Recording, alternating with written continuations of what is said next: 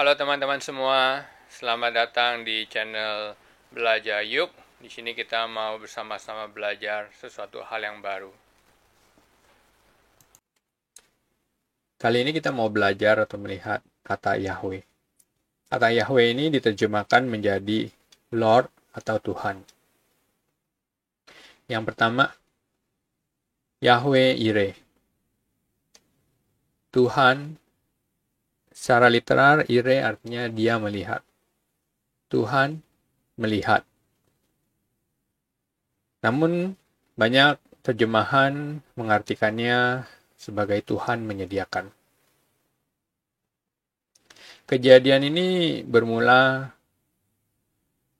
ketika Tuhan berkata kepada Abraham, "Ambillah anakmu yang tunggal itu, yang engkau kasihi, yang namanya Ishak. Yang satu-satunya itu, yang engkau kasihi, yang namanya Ishak. Pergilah ke tanah Moria dan persembahkanlah dia di sana sebagai korban bakaran pada salah satu gunung yang akan kukatakan kepadamu."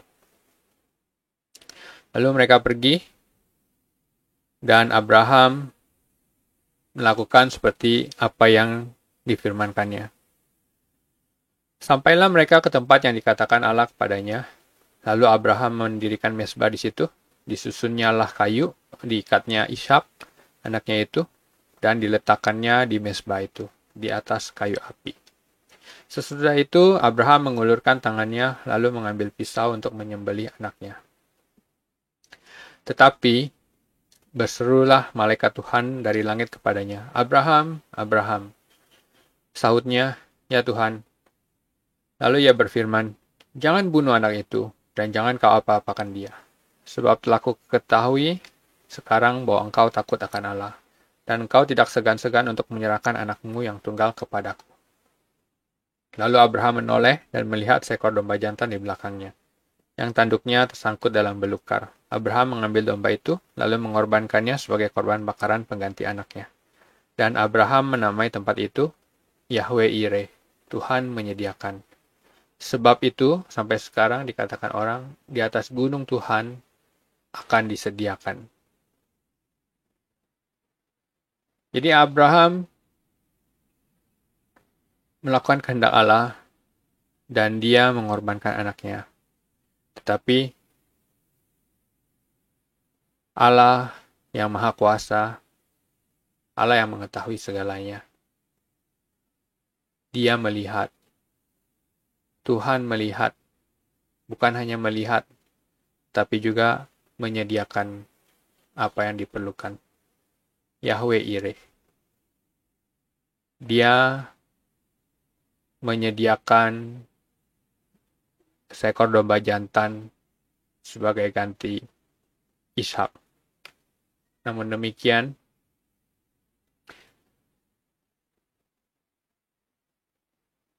Allah menyerahkan anaknya mati bagi kita semua. Tuhan Yesus Kristus.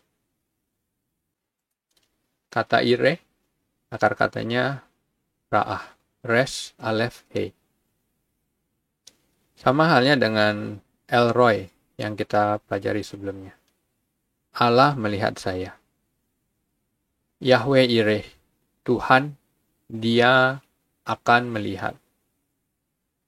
Bukan hanya akan melihat, tetapi Dia juga akan menyediakan kebutuhan kita menurut kehendaknya. Yahweh Ire.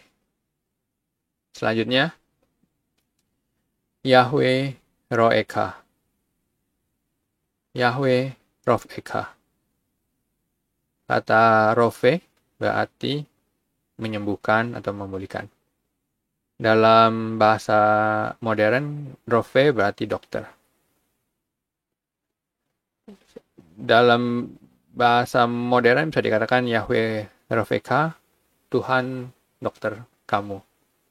Atau Tuhan menyembuhkan kamu. Kejadian ini terjadi setelah mereka melewati Laut Merah atau Laut Hebrau. Tentu saja mereka penuh dengan sukacita mereka berbahagia, mereka memuji dan memuliakan Tuhan. Namun, akan tetapi, mereka pun setelah mereka melewati Laut Tebrau, mereka pergi ke padang gurun Shur. 3 hari lamanya mereka berjalan di padang gurun itu. Namun tidak mendapat air. Sampailah mereka ke Marah, tetapi mereka tidak dapat meminum air yang di Marah itu, karena pahit rasanya. Itulah sebabnya dinamai orang tempat itu Marah. Marah berarti pahit. Lalu bersungut-sungutlah bangsa itu kepada Musa, kata mereka, apakah yang akan kami minum? Musa berseru kepada Tuhan, dan Tuhan menunjukkan kepadanya sepotong kayu. Musa melemparkan kayu itu ke dalam air, lalu air itu menjadi manis. Dari pahit menjadi manis. Di sanalah diberikan Tuhan ketetapan-ketetapan dan peraturan-peraturan kepada mereka, dan di sanalah Tuhan mencoba mereka. Firman-Nya, jika kamu sungguh-sungguh mendengarkan suara Tuhan Allahmu,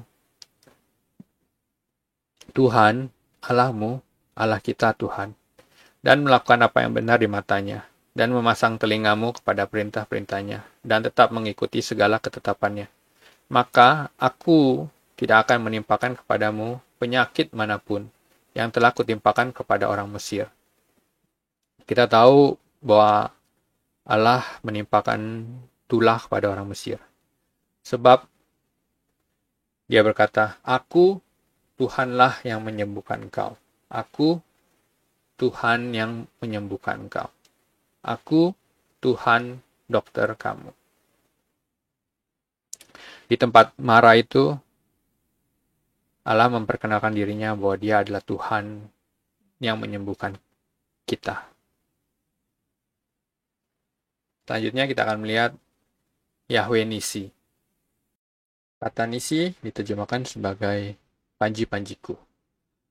Sebelumnya di Keluaran 15 kita belajar mengenai Yahweh Rofeka, Tuhan yang menyembuhkan kamu. Mereka bertengkar masalah air, dan di sini pun mereka kembali bertengkar masalah air. Mereka bertengkar, tentunya mereka bertengkar dengan Tuhan. Dikala mereka bertengkar, datanglah orang Amalek. Datang berperang melawan orang Israel di Rafidim. Musa berkata kepada Yosua, pilihlah orang-orang bagi kita, lalu keluarlah berperang melawan orang Amalek. Besok aku akan berdiri di puncak bukit itu dengan memegang tongkat Allah di tanganku. Lalu Yosua melakukan seperti yang dikatakan Musa kepadanya, dan berperang melawan orang Amalek. Tetapi Musa, Harun, dan Hur telah naik ke puncak bukit. Dan terjadilah apabila Musa mengangkat tangannya, lebih kuatlah Israel. Tetapi apabila ia menurunkan tangannya, lebih kuatlah Amalek. Maka penatlah tangan Musa. Sebab itu mereka mengambil sebuah batu, diletakkanlah di bawahnya, supaya ia duduk di atasnya. Harun dan Hur menopang kedua belah tangannya, seorang di sisi yang satu, seorang di sisi yang lain. Sehingga tangannya tidak bergerak sampai matahari terbenam. Demikianlah Yosua mengalahkan Amalek dan rakyatnya dengan mata pedang. Kemudian berfirmanlah Tuhan kepada Musa, tuliskanlah semuanya ini dalam sebuah kitab sebagai tanda peringatan. Dan ingatkanlah ke telinga Yosua, bahwa aku akan menghapuskan sama sekali ingatan kepada Amalek dari kolong langit. Lalu Musa mendirikan sebuah mesbah dan menamainya Tuhanlah panji-panjiku. Demikianlah di sini Musa menamainya Tuhanlah panji-panjiku. Mengapa panji-panjiku? Karena Musa tahu bahwa kemenangan terhadap orang Amalek bukanlah kemenangan oleh orang Israel, atau kemenangan karena pemimpinnya Musa, tapi karena Tuhan sendirilah yang memberikan kemenangan. Di situ juga dikatakan bahwa ingatkanlah ke telinga Yosua. Kata Nes ini bisa diartikan sebagai miracle, sebagai mukjizat, seperti halnya pada saat perayaan Chanukah, di mana mereka mengharapkan mukjizat itu terjadi. Yang tentunya kita tahu bahwa Mesias telah datang. sedangkan mereka masih menunggu kedatangan Mesias itu. Kata Nes juga muncul pada saat uh, ketika Tuhan menyuruh Musa untuk membuat ular tembaga dan meletakkannya di atas nes yang diartikan sebagai tiang. Kemudian kata nes juga muncul ketika Korah memberontak dan bumi menelan mereka. Dan mereka dijadikan sebagai nes, sebagai peringatan. Jadi kata nes apakah berarti panji-panjiku atau mukjizatku atau tiangku atau peringatan bagiku? Di sini diterjemahkan sebagai Tuhanlah panji-panjiku. Tapi menurut saya kata nes berarti suatu peringatan supaya kita mengingat bahwa Tuhanlah yang memberi kemenangan. Dia yang digantung di atas salib. Dia yang mati bagi kita semua. Sebagai peringatan, sebagai suatu pengorbanan bagi kita. Tuhan Yesus di atas kayu salib sebagai kutuk menggantikan kita, mati menggantikan kita oleh karena dosa-dosa kita. Tuhanlah panji-panjiku, Yahweh Nisi. Selanjutnya, kita akan melihat Yahweh Shalom. Shalom, kita tahu bahwa artinya damai. Damai sejahtera. Shalom. Tapi kata shalom juga bisa berarti komplit, sempurna. Dalam kisah Hakim-Hakim, Gideon pada saat itu bertemu dengan malaikat Tuhan. Maka tahulah Gideon bahwa itulah malaikat Tuhan. Lalu katanya, celakalah aku, Tuhanku Allah, sebab memang telah kulihat malaikat Tuhan dengan berhadapan muka. Tapi berfirmanlah Tuhan kepadanya, selamatlah engkau, jangan takut, engkau tidak akan mati. Lalu Gideon mendirikan mezbah di sana bagi Tuhan dan menamainya Tuhan itu keselamatan. Yahweh Shalom. Mezbah itu masih ada sampai sekarang di Ofra, kota orang Abiezer. Mungkin kata keselamatan kurang cocok sih. Yahweh Shalom. Tuhan damai. Tuhan itu damai. Mengapa demikian? Mengapa Gideon mendirikan mezbah? Karena Tuhan berkata, jangan takut. Tentunya ketika manusia melihat Tuhan, dia akan takut. Dia akan mati. Tetapi Tuhan berkata, jangan takut, engkau tidak akan mati. Demikian halnya dengan kita, manusia berdosa, yang tidak layak untuk bertemu Tuhan. Tetapi Tuhan Yesus telah mendamaikan kita, supaya kita bisa bertemu dengan Tuhan, Allah yang hidup. Yahweh Shalom. Selanjutnya, kita akan melihat kata berikutnya. Yahweh Roy. Tuhan adalah gembalaku. Tentu kita semua tahu tentang Mazmur 23 ini. Tuhan adalah gembalaku, takkan kekurangan aku. Yahweh Roy. Sebelumnya kita belajar tentang El Roy. Allah melihat saya. Akar kata yang digunakan adalah ra'ah, res, alef, he. Artinya melihat. Sedangkan ini Yahweh Roi. Akar kata yang digunakan ra'ah, bacanya sama, tapi res, ayin, he. Perbedaan antara alef dan ayin. Walaupun sama-sama dibaca a. Yahweh Roi. Tuhan adalah gembalaku. Dia adalah gembalaku, seorang pemimpinku, seorang penolongku, protektorku. Kita ibarat dilambangkan sebagai domba. Dia yang menjaga, dia yang mengurusi kita, dia yang melindungi kita. Kita tahu bahwa Tuhan Yesus adalah gembala yang baik. Dan di kitab Yohanes juga dikatakan bahwa domba-dombanya mendengarkan suaranya. Apakah kita adalah domba-dombanya? Apakah kita mendengarkan suaranya? Yahweh Roi, Tuhan adalah gembalaku. Selanjutnya, kita akan melihat kata Yahweh Sitkenu dari kitab Yeremia pasal 23. Ayat pertama, firman Tuhan berkata bahwa celakalah para gembala yang membiarkan kambing domba gembalaanku hilang dan terseru. Kemudian di ayat 4, aku akan mengangkat atas mereka gembala-gembala yang akan menggembalakan mereka, sehingga mereka tidak takut lagi, tidak terkejut, dan tidak hilang seekor pun. Demikianlah firman Tuhan. Kita tahu sebelumnya bahwa Yahweh Roi, Tuhan adalah gembalaku. Dan kita tahu Tuhan Yesus adalah gembala kita.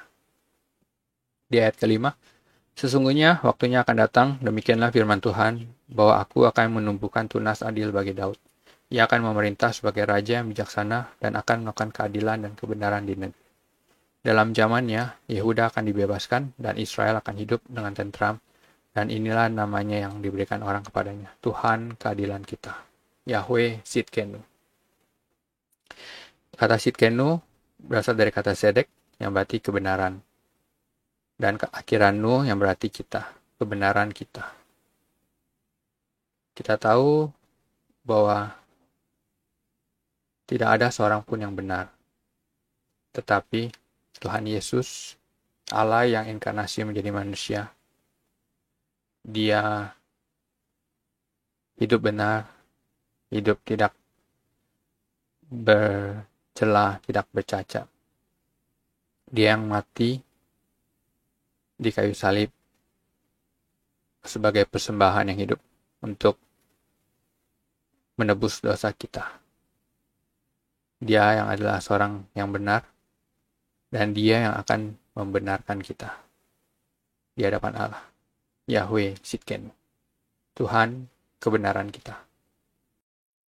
Selanjutnya kita melihat kata Yahweh Shammah. Yahweh Shammah artinya Tuhan hadir di situ. Shammah artinya di sana. Kitab Yeskiel pasal 48 ayat 35. Ayat yang terakhir dari kitab Yeskiel. Jadi keliling kota itu adalah 18.000 hasta. Sejak hari itu nama kota itu ialah Tuhan hadir di situ. Ini adalah ayat terakhir dari kitab Yeskiel. Di sini menjelaskan bahwa Yeskiel mendapatkan penglihatan yang memberikan suatu pengharapan bahwa Tuhan masih ada. Tuhan hadir di sana. Tuhan di sana. Dan tentunya Yahweh Shammah telah menjadi Immanuel, Allah bersama kita. Dari di sana menjadi di sini. Bersama kita. Apakah Tuhan bersamamu? Ataukah Tuhan jauh daripadamu? Bawalah dia datang mendekat. Immanuel, Allah yang jauh telah menjadi manusia, hadir bersama-sama kita. Selama kita hidup, kita masih memiliki harapan untuk mencari Tuhan. Mintalah, maka akan diberikan kepadamu. Carilah, maka kamu akan mendapat. Ketoklah, maka pintu akan dibukakan bagimu. Pintu hati bagi keselamatan. Tuhan Yesus bagi kita semua. Immanuel. Demikian pembahasan mengenai Yahweh. Sampai ketemu di pembahasan berikutnya. Terima kasih.